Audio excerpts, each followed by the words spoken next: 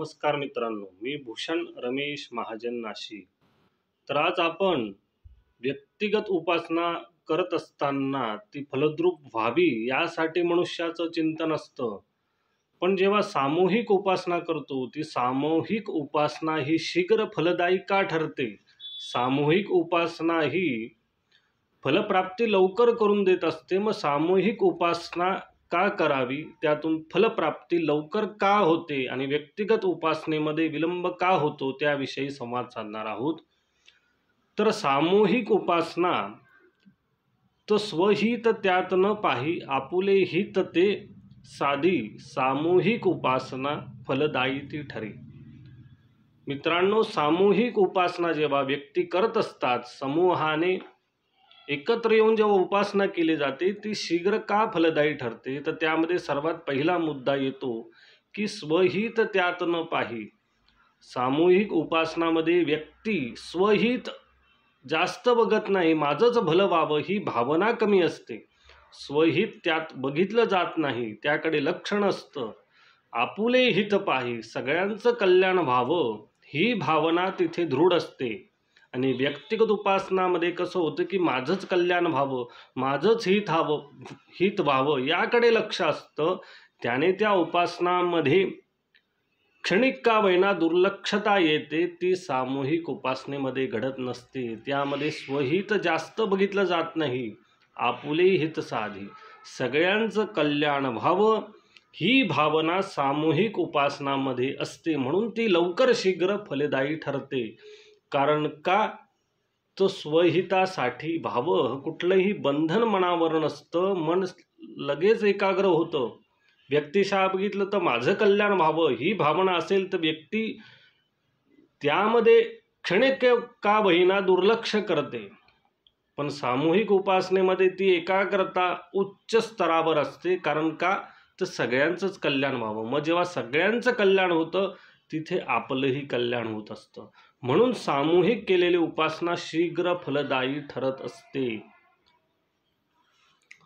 दुसरं एक कारण त्यामागे सामूहिक उपासना शीघ्र फलदायी का ठरत असते, ते पहिलं कारण झालं. दुसरं कारण फलाची न चिंता. सामूहिक उपासना जेव्हा व्यक्ती करत असते, सामूहिक उपासना फलाची न चिंता, स्वहितापायी न त्रागा, लोभतो त्यात नाही.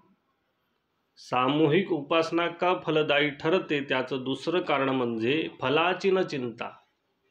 त्यातून काय फलप्राप्ती होणार आहे, त्यातून मला काय मिळणार आहे याची कुठलीही चिंता नसते. कारण समूहाने उपासना चालू असते, जो तो आपापल्या परीने करत असतो.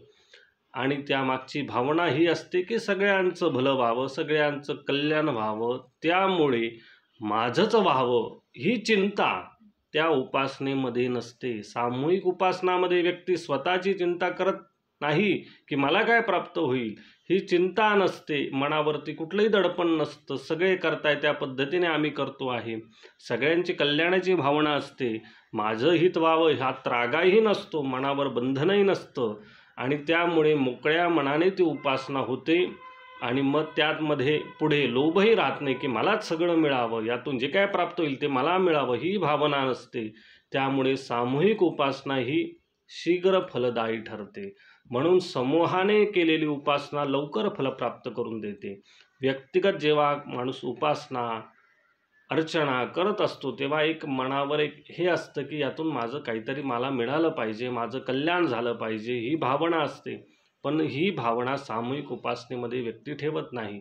ती भावना समूहाने विभागली जाते, सगळ्यांचं कल्याण व्हावं ही भावना येते.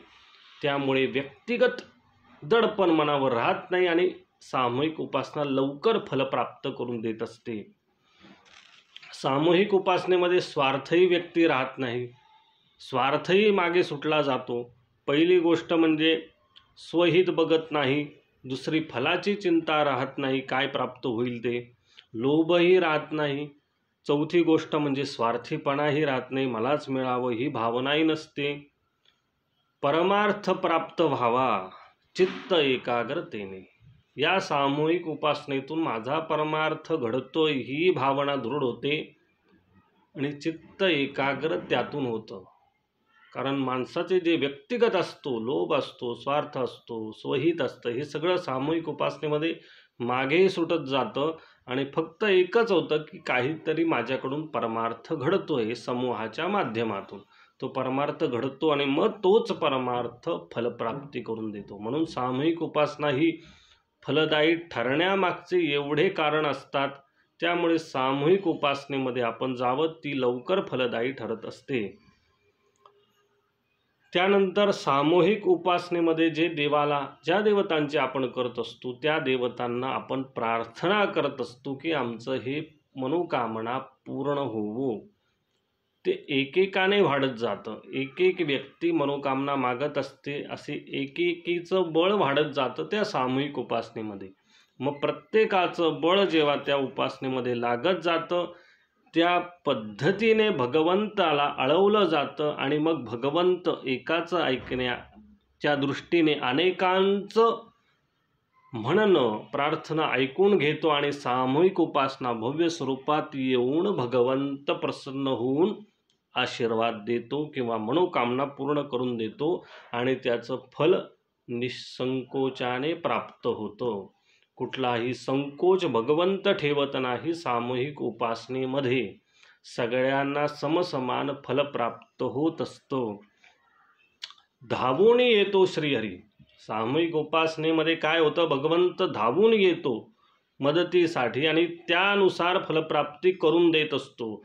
म्हणून सामूहिक उपासना फलदायी देणारी का ठरते, त्यामागचे एवढे कारण मीमांसा असते.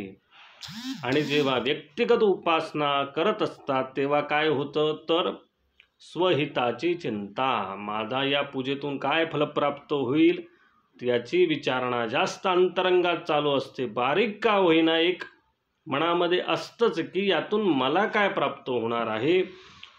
संचित विचारांवरी फलास बाध्य करी. मग हे विचार फलाला बाधक ठरतात.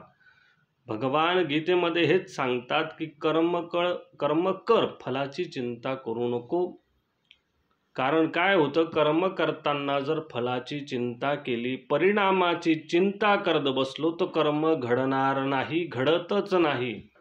कारण परिणामाची चिंता ही कर्म होऊच देणार नाही.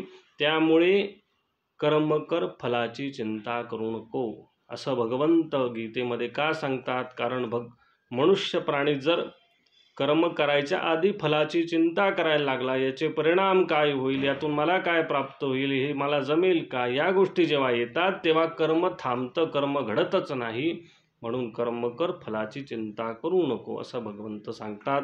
आणि सामूहिक उपासना का फलदायी ठरते त्या गोष्टीचं आपण चिंतन केलं. त्यामुळे सामूहिक उपासना कुठे आपल्या परिसरामध्ये कुठेही सुरू असेल तर तिथे सहभाग घ्या. कारण सामूहिक उपासनामध्ये एकेकीचं बळ, एकेकाची भक्ती, एकेकाचा भाव हा एकत्व रूपाने भगवंताकडे प्रार्थना करत असतो. त्यातून फलसिद्धी होणारच, यामध्ये कुठलाही संकोच धरू नये. म्हणून सामूहिक केलेली उपासना शीघ्र फलदायी ठरते. यावर आपण चिंतन केलं. व्हिडिओ आवडला असल्यास नक्कीच प्रतिसाद द्या. धन्यवाद.